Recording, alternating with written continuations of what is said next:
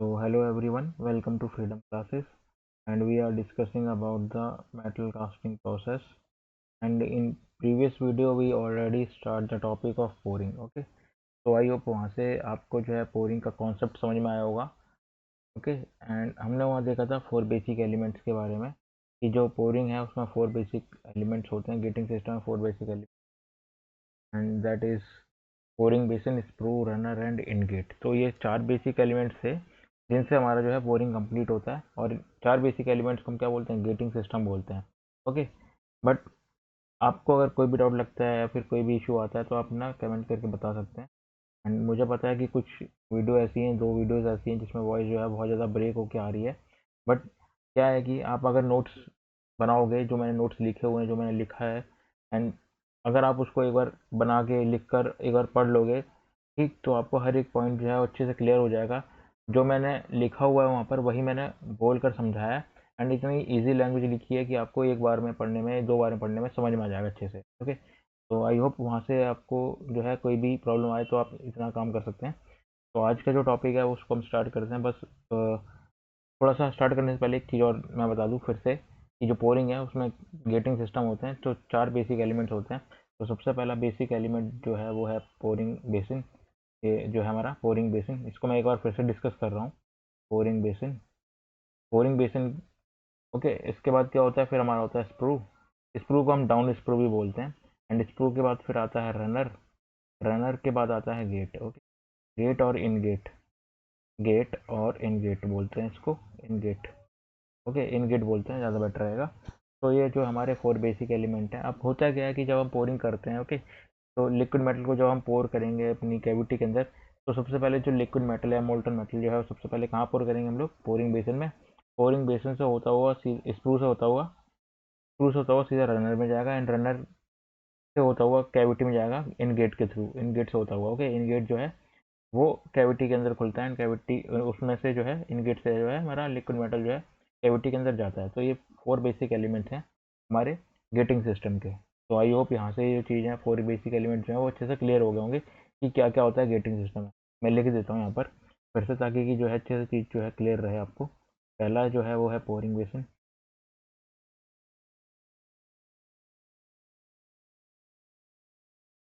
तो first is pouring basin and second is sprue. Sprue को जो है हम कभी कभार ना डाउन स्प्रू ही बोलते हैं. ओके, डाउन स्प्रू ही बोलते हैं. सो कंफ्यूज मत होना स्प्रू एंड डाउन स्प्रू के बीच में. तो दोनों सेम चीज़ ही हैं. Okay, third is runner. तो थर्ड एलिमेंट जो है वो क्या है? रनर है. And fourth one is in gate. तो ये जो हमारे 4 बेसिक एलिमेंट्स हैं किसके? गेटिंग सिस्टम के. तो आई होप ये जो चीज़ अच्छे से क्लियर होगी होगी आपको. तो ये बेसिक एलिमेंट्स हैं. नेक्स्ट अगर हम बात करें गेटिंग रेशियो की, तो गेटिंग रेशियो कुछ इस तरीके से लेते हैं हम लोग.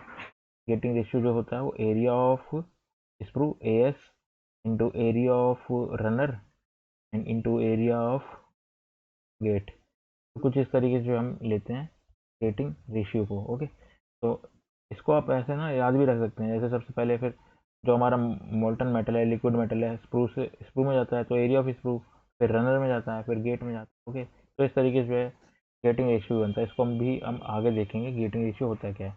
बट आगे जाने से पहले कुछ करेक्टरिस्टिक्स हैं आइडियल गेटिंग सिस्टम की, इसको समझ लेते हैं. ओके, एंड इसमें जो है हमारा pouring time, and pouring time को हम फिलिंग टाइम भी बोलते हैं. तो ध्यान से सुनना इस चीज़ को क्योंकि इंपॉर्टेंट है. तो पोरिंग टाइम की अगर बात करूँ तो जो हम कैविटी बनाते हैं उस कैविटी को फिल करने के लिए जो टाइम लगता है उसको हम बोलते हैं फिलिंग टाइम और पोरिंग टाइम. तो आई होप ये एक चीज़ समझ में आ गई होगी. अब क्या होता है, मैंने दोबारा बताता हूँ कि जो हमने कैविटी बनाई है, ओके, जो हमने कैविटी बनाई है उसको फिल करने के लिए कितना टाइम लगता है उसी को हम फिलिंग टाइम या पोरिंग टाइम कहते हैं. ओके, एंड इसको हम बोल सकते हैं फिलिंग टाइम को या पोरिंग टाइम को. इसका फॉर्मूला होता है हमारा volume upon discharge. Volume upon discharge, discharge. तो ये जो है हमारा फॉर्मूला होता है. एंड डिस्चार्ज को हम फ्लो रेट ही बोलते हैं. डिस्चार्ज और flow rate, sorry, flow rate, flow rate. Okay, so ये जो हमारा फॉर्मूला होता है volume divided by flow rate. And इसको मैं ऐसे भी बोल सकता हूँ pouring, pouring time, pouring time is equal to volume of cavity. Volume जो है कैविटी का volume divided by flow rate. Flow rate को मैं क्या बोलता हूँ? Area into velocity. और डिस्चार्ज को क्या बोलता हूँ? Area into velocity. Area into velocity. Okay, तो आई होप ये जो चीज़ है, ये पॉइंट जो है वो क्लियर हो गया होगा। अब क्या होता है कि लेट अगर मान के चलो हमको कोई कैविटी फिल करनी है। ओके, तो कैविटी अगर कोई फिल करनी है तो हमको क्या करना पड़ेगा उस केस में, जो पोरिंग टाइम है मिनिमम रखना पड़ेगा। क्यों मिनिमम रखना पड़ेगा, उसका एक रीज़न ये है कि जो हमारा लिक्विड मेटल जो है वो बीच में सॉलिडिफाई ना हो जाए। ओके, अगर पोरिंग टाइम ज़्यादा रहेगा तो लिक्विड मेटल जो है हमारा वो बीच में ही सॉलिडिफाई हो जाएगा, बीच में ही फ्रीज हो जाएगा। इससे क्या होगा कि जो हमारी कैविटी है वो अच्छे से फिल नहीं हो पाएगी।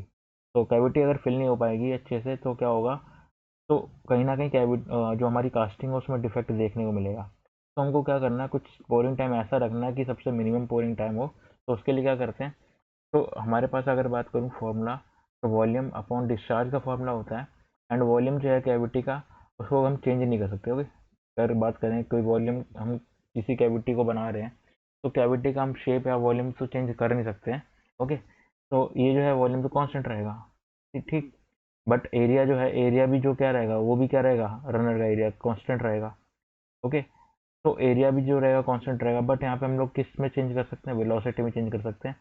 अभी होगा क्या कि अगर मैं वेलोसिटी को क्या कर दूँ, इंक्रीज कर दूँ, बढ़ा दूँ, वेलोसिटी को बढ़ा दूँ, तो पोरिंग टाइम क्या हो जाएगा, डिक्रीज हो जाएगा इस केस में। तो मैं बोल सकता हूँ कि अगर मैं वेलोसिटी बढ़ा दूँ, सॉलिड जो मेटल है, लिक्विड फॉर्म में जो मेटल है उसकी अगर वेलोसिटी बढ़ा दूँ, स्पीड बढ़ा दूँ, तो जो पोरिंग टाइम है वो अपने आप क्या हो जाएगा, कम हो जाएगा। क्यों, क्योंकि ये इन्वर्सली प्रोपोर्शनल होता है। ओके, ये क्वेश्चन जेई का क्वेश्चन है कि पोरिंग टाइम को कम करने के लिए हम लोग जो है वेलोसिटी को इंक्रीज करते हैं, डिक्रीज करते हैं, कांस्टेंट रहती है, क्या होता है, ठीक। तो उस केस में क्या रहता है कि पोरिंग टाइम जो है वो वेलोसिटी के इन्वर्सली प्रोपोर्शनल होता है। अगर वेलोसिटी बढ़ रही है तो पोरिंग टाइम अपने आप क्या हो जाएगा, कम हो जाएगा। ओके, तो ये जो हम इस तरीके से बता सकते हैं।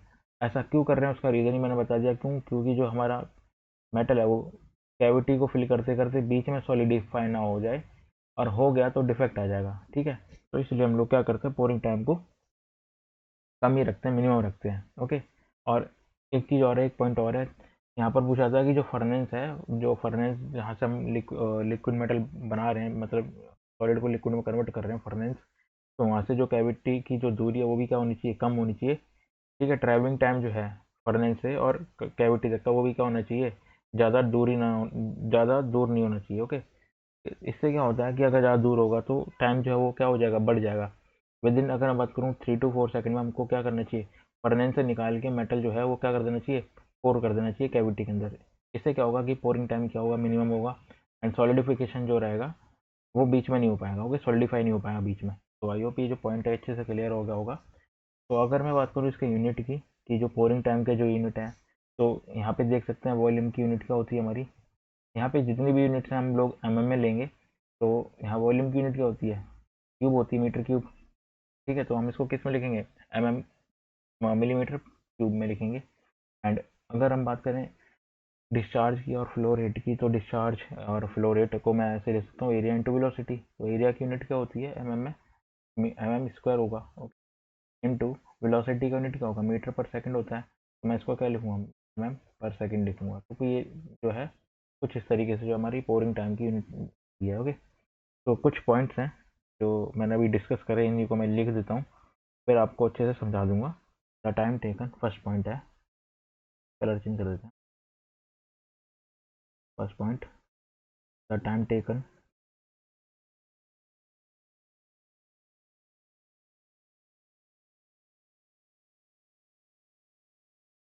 The the time taken for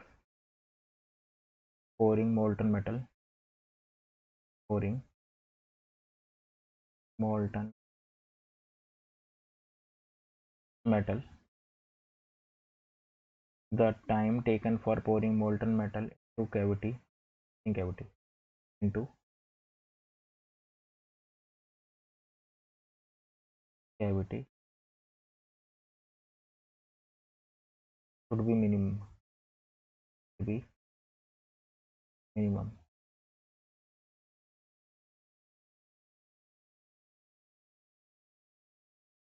This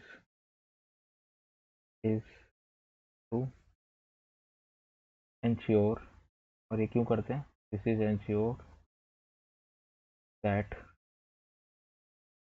मैं लिख देता हूँ उसके बाद समझाता हूँ, that no part of casting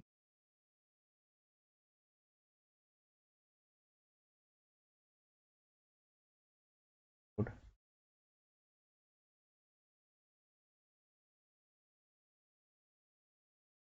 solidifying define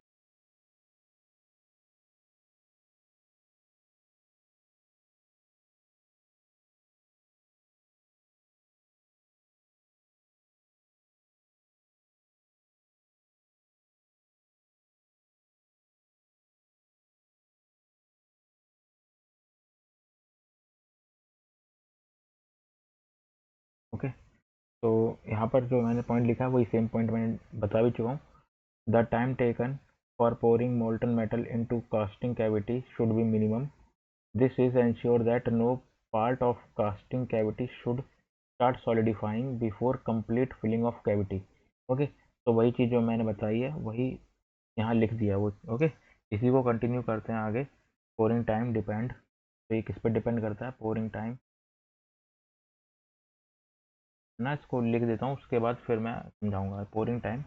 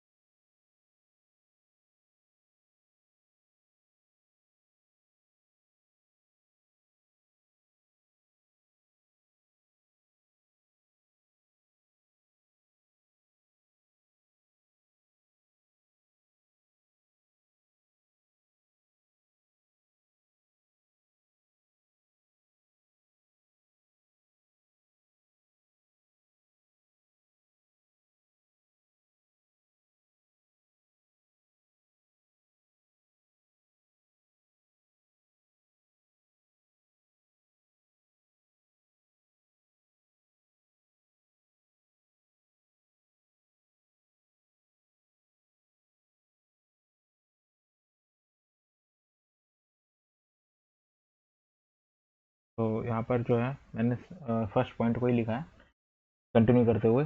pouring time depend on the fluidity of casting metal. Fluidity is directly proportional to velocity but inversely proportional to viscosity. Okay, तो यहाँ पर मैं समझाने की कोशिश करता हूँ इसको पूरा पॉइंट, कि जो pouring टाइम है वो क्या होना चाहिए? मिनिमम होना चाहिए। क्यों? क्योंकि जो है कंप्लीट सॉलिडिफिक फिलिंग हो जाए। ओके, उससे पहले सॉलिडिफाई ना हो मेटल जो है। ओके, तो फर्स्ट पॉइंट का जो फर्स्ट पार्ट है ये कह रहा है। सेकंड पार्ट कह रहा है कि जो pouring टाइम है वो किस पे डिपेंड करता है? फ्लूइडिटी पे डिपेंड करेगा। जो भी हम कास्टिंग मेटल यूज़ कर रहे हैं उसकी फ्लूइडिटी पे डिपेंड करेगा। एंड जो फ्लूइडिटी होती है वो डायरेक्टली वेलोसिटी के प्रोपोर्शनल होती है एंड इनवर्सली इसका प्रोपोर्शन होती है विस्कोसिटी के। इसको भी मैं एक्सप्लेन कर दूंगा अभी। तो फर्स्ट पॉइंट मैं अच्छे से बता देता हूँ, फिर से इंग्लिश में बता देता हूँ। The time taken for pouring molten metal into casting cavity should be minimum. This is ensure that no part of casting cavity should start solidify before complete filling of cavity. Okay, pouring time depend on fluidity of casting metal. Fluidity is directly proportional to velocity but inversely proportional to viscosity. तो I hope ये चीज़ जो है clear होगी। अब इसी को मैं ना समझाता हूँ कि कैसे। ठीक है, आपने फ्लूइड मैकेनिक्स में ना न्यूटनियन लॉ तो पढ़ा होगा। ओके, तो न्यूटन्स लॉ ऑफ विस्कोसिटी का पढ़ाई होगा। क्या है, क्या होता है? तो न्यूटन्स लॉ ऑफ विस्कोसिटी के अकॉर्डिंग अगर बात करूँ, shear stress is equal to viscosity into velocity gradient. ये तो जो है फॉर्मूला हमने पढ़ा है, डी यू सॉरी ये जो formula d u by d y, ये जो फॉर्मूला होता है ये हमने पढ़ा है फ्लूइड मैकेनिक्स में। तो अब यहाँ बोल रहा था कि जो हमारी जो फ्लूइडिटी होती है वो डायरेक्टली प्रोपोर्शनल किसके होती है? वेलोसिटी के। अगर मैं बात करूँ इसी को मैं कैसे लिख सकता हूँ? D u is equal to, इसको मैं ऐसे लिख सकता हूँ, या मैं बोल सकता हूँ कि d u is directly proportional to tau into d y by mu. Okay, तो मैं बोल सकता हूँ ये जो हमारी क्या है, ये हमारा फ्लूइडिटी है, डी यू जो है फ्लूइडिटी है, एंड जो ये क्या हमारा म्यू क्या हमारा विस्कोसिटी, विस्कोसिटी। तो मैं बोल सकता हूँ कि जो फ्लूइडिटी है वो डायरेक्टली किसके प्रोपोर्शनल है, velocity, and dy is the velocity. dy क्या है, वेलोसिटी है। तो मैं यहाँ से ये चीज़ बोल सकता हूँ कि जो वेलोसिटी फ्लूइडिटी है वो डायरेक्टली किसके प्रोपोर्शनल होती है, वेलोसिटी के प्रोपोर्शनल होती है, बट इन्वर्सली प्रोपोर्शनल किसके होती है, विस्कोसिटी के। ठीक, तो मैं फिर से लिख देता हूँ, थोड़ा सा गड़बड़ हो गया यहाँ पर, रब करके लिख देता हूँ ताकि ये चीज़ जो है वो क्लियर रहे।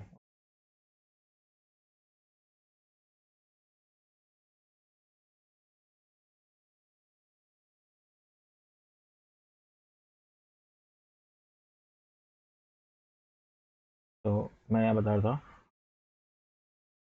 यहाँ पे क्या बोला था कि जो न्यूटन्स लॉ ऑफ विस्कोसिटी है, tau is equal to mu d u by d Y.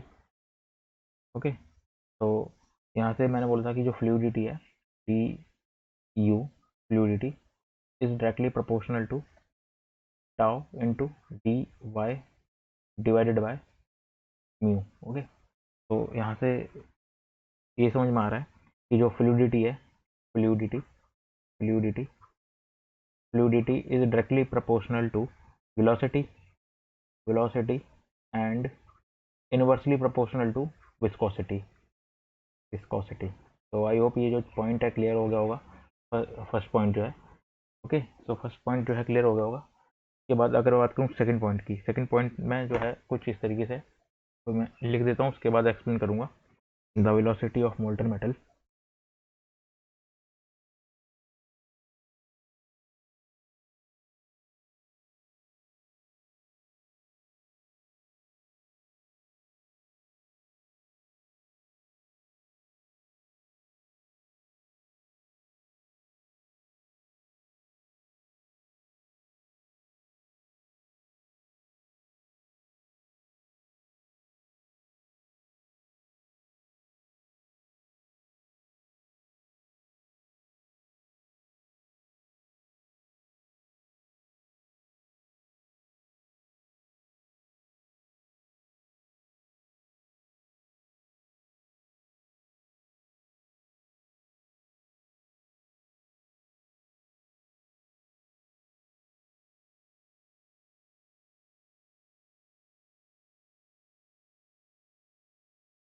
तो यहाँ पे जो सेकंड पॉइंट है, सेकंड पॉइंट कह रहा है the velocity of molten metal in the gating system should be as high as possible, okay, within the limit of laminar flow. Second point कह रहे थे, एंड इसी में अगर बात करूँ लेमिनार फ्लो की, तो the laminar flow for laminar flow for laminar flow for laminar flow Reynolds number is less than और ग्रेटर देन, मतलब 200 is greater than Reynolds number, और Reynolds number is less than 200। इस ये जो है किसके लिए होना चाहिए, circular pipe, for circular pipe, for circular pipe. तो आई होप ये जो पॉइंट है ये भी क्लियर हो गया होगा। नेक्स्ट थर्ड पॉइंट की अगर मैं बात करूँ, थर्ड पॉइंट,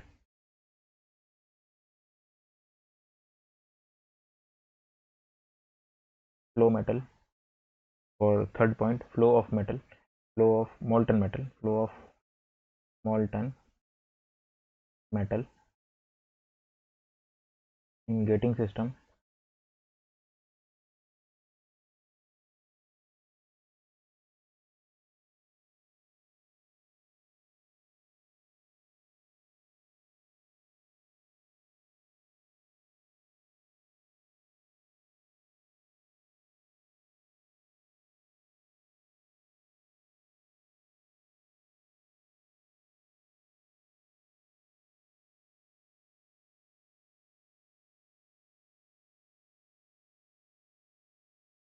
तो यहाँ थर्ड पॉइंट जो है ये कह रहा है flow of molten metal in gating system must be always full. मतलब जो गेटिंग सिस्टम में जितना भी लिक्विड मेटल फ्लो हो रहा है वो फुल होकर चलना चाहिए, पार्टिकल फ्लो नहीं होना चाहिए। पार्टिकल फ्लो होगा तो एस्पायरेशन होगा, ठीक है, एस्पायरेशन भी होगा। दूसरी चीज़ क्या है कि यहाँ पे जो है मेटल जो है क्या होना चाहिए, पूरा फिल, मतलब पूरा फुल होकर चलना चाहिए। ओके, तो ये थर्ड पॉइंट कह रहा है। एंड फोर्थ पॉइंट की अगर बात करूँ इसी में, फोर्थ पॉइंट मैं लिख देता हूँ, उसका समझाता हूँ। The gating system should B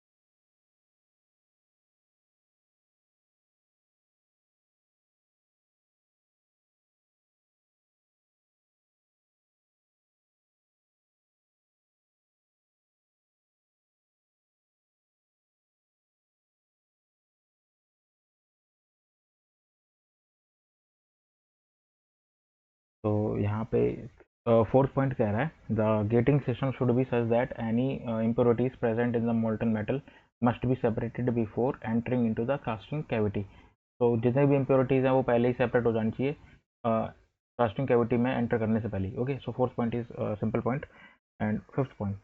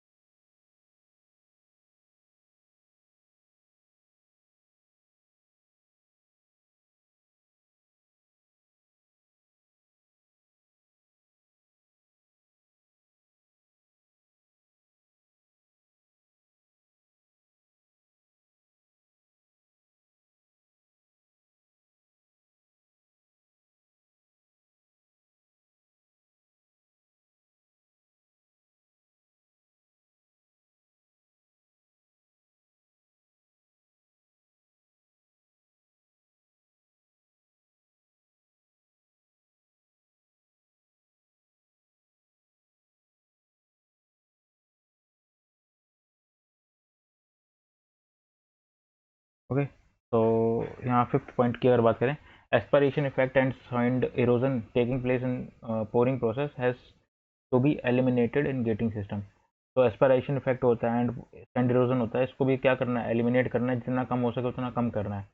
okay, इससे क्या होगा कि इम्प्योरिटीज आ जाएंगी, और मैं बोलूँ सैंड इरोजन होगा तो क्या होगा कि सैंड जो है वो कहाँ जाएगी, हमारी जो कैविटी बनी हुई है और लिक्विड मेटल के साथ उसके अंदर फिल हो जाएगी। ओके, सिंपल सी बात है कि अगर इरोजन हुआ तो जो सैंड है वो कैविटी के अंदर जाएगी एंड उसी के अंदर क्या हो जाएगी, मेटल के साथ क्या हो जाएगी, फ्रीज हो जाएगी। ठीक, तो इसको क्या करना है, अवॉइड करना है, एलिमिनेट करना है, जितना कम हो सके उतना कम करना है। ओके, तो आई होप यहाँ तक जो है आपको पांचों पॉइंट जो अच्छे से क्लियर हो गए होंगे। अगर कोई डाउट आता है तो आप कमेंट करके बता सकते हैं, एंड मैंने अपना नंबर भी दिया है, वहाँ पे आप कांटेक्ट कर सकते हैं, व्हाट्सएप कर सकते हैं। ओके, फिर भी कोई डाउट आता है मैं कोशिश करूँगा आपको आपके जो डाउट्स हैं उनको सॉल्व करने की। ओके, तो थैंक यू फॉर वॉचिंग।